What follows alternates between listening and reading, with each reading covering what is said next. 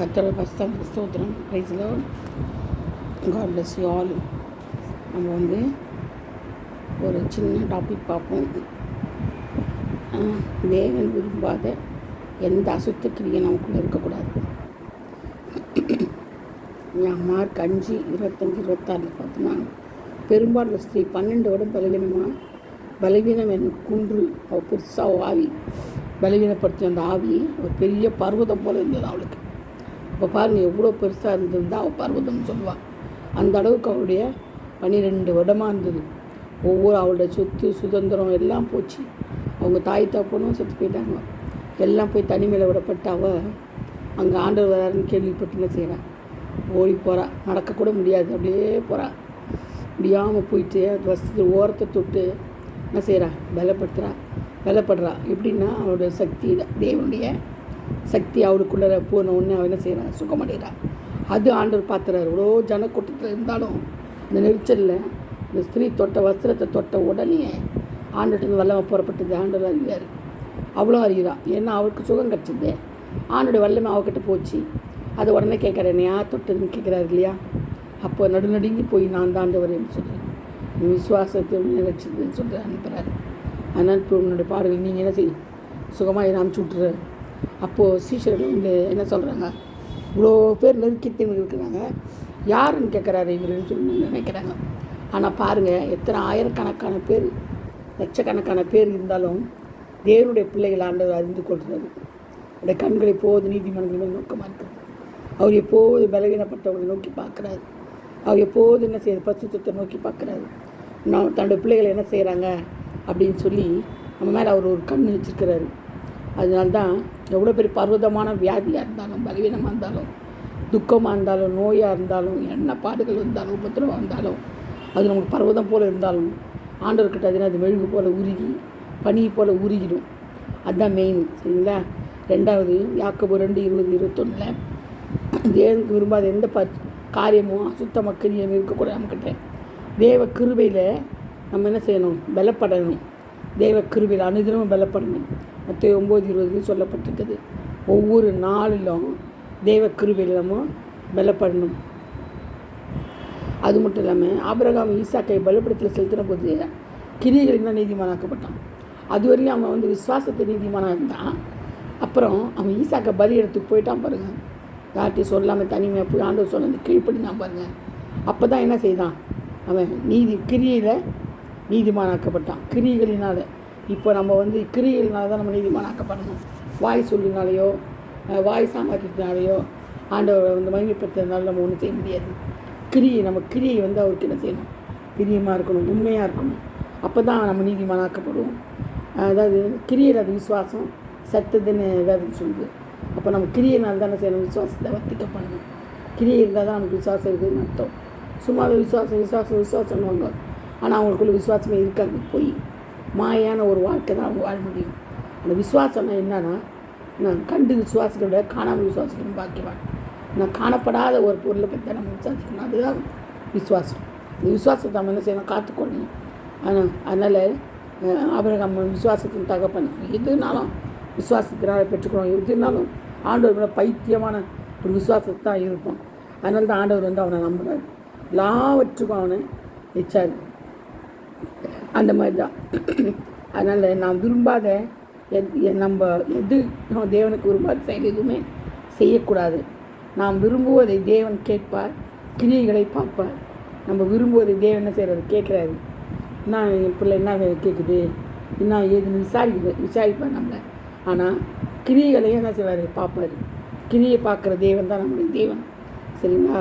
Mark 5:24-32 சொல்லுது. எல்லாவற்றையும் செலவு பண்ணிட்டாங்க. எல்லாம் மிகுந்த வருத்தப்பட்ட இயேசுவை குறித்து கேள்விப்பட்டார். அது அதனால தான் ஓடி வந்த அவ. அதே மாதிரி உங்களுடைய வருத்தத்தை மாற்றுகிறவர் இயேசு.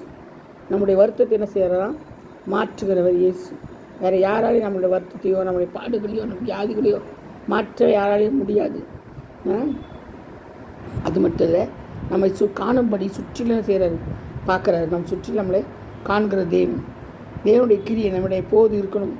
பூமி எங்கும் உலாவுகிற தேவனுடைய கண்கள் உலாவி வரும். இதே கர்த்தருடைய கண்கள் பூமியில் தான் அவருடைய கண்கள் உலாவி வருதான். அனுபவத்தில் மேலே அவர் நோக்கமாக இருக்கிறாராம். மனுபுத்திரர் பேசுகிறதை உற்று நோக்கிறாராம். அவர் கண்கள் நம்மை பார்க்கிறது. இந்த விசுவாசம் இருக்குதா நம்மளுக்கு? ஆண்டவர் நம்மளை பார்க்குறாரு, நம்மளை கேட்குறாரு, நம்ம இருக்குதா? இருக்கவே இருக்காது. சிலருக்கு ஏதோ ஆண்டவர் இருக்கிறாரு சொல்கிறாங்க, சொல்லிட்டு போட்டோம், நமக்கு என்ன, அதெல்லாம் பொய்ன்னு நினைப்பாங்க. ஆனால் அப்படி இல்லை, ஆண்டவர் இருக்கிறாரு, நமக்கு செய்ய மடக்கிறாரு, எல்லாம் சொல்கிறத கேட்குறாரு. அந்த ஸ்திரீ கூட பாருங்கள், 26 மற்ற 26:10 கூட 26:10-13 கூட ஸ்திரீ என்ன செய்யலாம், நற்கிரியைக்காக என்ன செய்யா வர அந்த தைலத்தை அவர் மேலே பூசுகிறா. ஆனால் அது என்ன சொல்கிறாங்க, வீண் செலவு என்னத்துக்குன்னு சொல்லி கேட்குறாங்க அவளை. அது ஆனால் வீண் செலவு இருந்து கேட்டால் கூட அவங்க பணத்து மேலே தான் கண்ணாக இருக்குது. ஆனால் ஆண்டவர் என்ன சொன்னார், நீங்கள் நான் உங்கள்கிட்ட இருக்க போகிறது இல்லை, நான் என்ன செய்ய போகிறேன், பத்துக்கு போக போகிறேன். ஆனால் நீங்களாம் எப்போது இந்த சுவிசேஷம் இவங்க எங்கெங்கே இருக்கிறாரோ அதை எங்கெங்கே பிரசங்கிக்கப்படுகிறதோ அங்கெல்லாம் என்ன செய்யும், இவருடைய இந்த காரியங்கள் நினைவு கூறப்படும் அப்படின்னு சொல்கிறாரு. பாருங்கள் எவ்வளோ பெரிய மேன்மையை ஆண்டவர் கொடுக்குறாரு, பெரிய மேன்மையை ஆண்டவர் கொடுக்குறாரு. இங்கே எங்கெங்கே சுவிசேஷம் இதனால வரல பாரு, நம்ம ஊர் தான் கேள்விப்படுறோம் இல்லையா, இந்த பரிமள தைலத்தை பூசி அவள் கூந்தலை தொடச்சி கண்ணீர்னால காலை கழுவுறா. இப்போது நம்ம பேசுகிறோம், எப்படி பேசுகிறோம், அது நடந்ததுனால பேசுகிறோம். அதே மாதிரி பாருங்கள், தானியேல் 3 வேலையும் முழங்கால் படிக்கிட்டு தன் தேவனத்தில் ஸ்தோத்திரம் சொல்லித்தான் ஜபம் பண்ணினான். 3 வேலையும் நம்ம பண்ணுறோமா? அது மாதிரி 3 வேலையும் பண்ணுறோமா? பண்ணுறதே காலையில் ஏதோ நான் பண்ணிட்டு ஓடுறோம் ஆஃபீஸ்க்கு, அதோடு சரி 3 வேலையும் தானியேலும் ஜன்னலை திறந்து வச்சு 3 வேலையும் இந்த அவன் சொன்னால் கூட அப்போ கூட என்ன செய்யலாம், அவன் அந்த விக்கிரத்தை வணங்காமல், அவனுக்கு ராஜாவுடைய இதை வணங்காமல், சிலையை வணங்காமல் அப்பையும் கதை திறந்து வச்சு தான் ஜெபம் பண்ணான், ஜன்னலை திறந்து வச்சு. அது மாதிரி உபாசம் செய்தான். அதனால் பாருங்கள் எவ்வளோ ஒரு பெரிய ஒரு நீதியின் ஆண்டவர் மேலே எவ்வளோ பற்று, எவ்வளோ பாசம், எவ்வளோ உண்மை. அதே மாதிரி தான் என்ன பண்ணாங்க, நினைவேக்காக ராஜா என்ன செய்ய சாம்பலில் உட்கார்ந்தான். நினைவே கவிழ்க்கப்படும் தேவனை நோக்கி உரைத்த சத்தமாய் சாம்பலில் உட்கார்ந்தாங்க, எல்லாருமே உட்கார்ந்தாங்க. அப்போ பாருங்கள், ஒரு காரியங்கள் போது எல்லாம் ஒன்று சேர்ந்து உபவாசம் பண்ணி கேட்கும்போது ஆண்டவர் ஜபத்தை கேட்குறாரு. பொல்லாத வழியை விட்டு திரும்பியது கண்டு என்ன செய்கிறார், கிரியைகளை பார்த்து தான் தீங்கு செய்யாமல் விட்டுறாரு. அவனை கிரியையில் பார்க்குறாரு, தங்கள் பொல்லாத வழியை திரும்பிட்டாங்க அப்படின்னு அவங்க கிரியையில் பார்த்துட்டு பிறகு தான் ஆண்டவர் என்ன செய்கிறாரு, தீங்கு செய்யாமல் விட்டு விடுறாரு. அதுபோல் தான் நம்முடைய கிரியைகள் எல்லாம் தேவனுக்கு ஏற்றபடி இருக்கணும். இன்றும் நம்ம கிரியைகள் என்ன செய்யணும் அறிந்திருக்கிறார். இன்று கூட நம்முடைய கிரியைகள் என்ன அறிந்திருக்கிறாருனால தேவனுக்கேற்ற கிரியைகளை செய்யணும், தேவனுக்கு பிரியமாக நடக்கணும், தேவனை கேட்டு செய்யணும். ஒவ்வொரு காரியங்களும் தேவனை கேட்டு தான் செய்யணும். தேவனை கேட்காமல் நம்ம அதிக பட்சமாக செய்து எத்தனையோ காரியங்கள் வீணாக போயிருக்குது மட்டும் இல்லை, அதமாகி போனவங்க எத்தனை பேர், நாசமாக போனவங்க எத்தனை பேர், லைஃபே போனவங்க எத்தனை பேர் தேவனுக்கு பிரியமாக நடக்காமல், தேவனை கேட்டு செய்யாமல் தான் உண்டு அப்படின்னு தன்னுடைய சுயமாக செய்து அவங்க எல்லாத்தையும் அழிச்சுக்கிட்டாங்க, தங்களை வாழ்க்கையை அழிச்சிட்டாங்க. அதனால தான் சுயநீதி எப்பவுமே இருக்கக்கூடாது. தேவ நீதி தான் நமக்கு தேவை. தேவன் மாத்திரம் நம்ம கூட இருந்தால் போதும், அதுவே நம்மளுக்கு பெரிய காரியம். அதனால தான் தேவன் நம்மளை என்ன செய்கிறாரு, பலவீனங்களை மாற்றி கத்தர் பார்க்குறாரு, நம்மளுடைய கிரியைகளை கத்தர் பார்க்குறாரு. அதுதான் நம்ம முக்கியம். அவருடைய கண்கள் நம்மை பார்க்கிறதுன்றது எப்போதும் பயம் இருக்கணும். தேவ பயம் இருந்தாலே நமக்கு எல்லா காரியங்களும் சக்ஸஸ் ஆகும். கத்தர் தான் இந்த காரியங்களை ஆசீர்வதிப்பாராக, இந்த வசனத்தை ஆசீர்வதிப்பாராக, பாதுகாப்பாராக. பிரைஸ் தான். God bless you all. Thank you.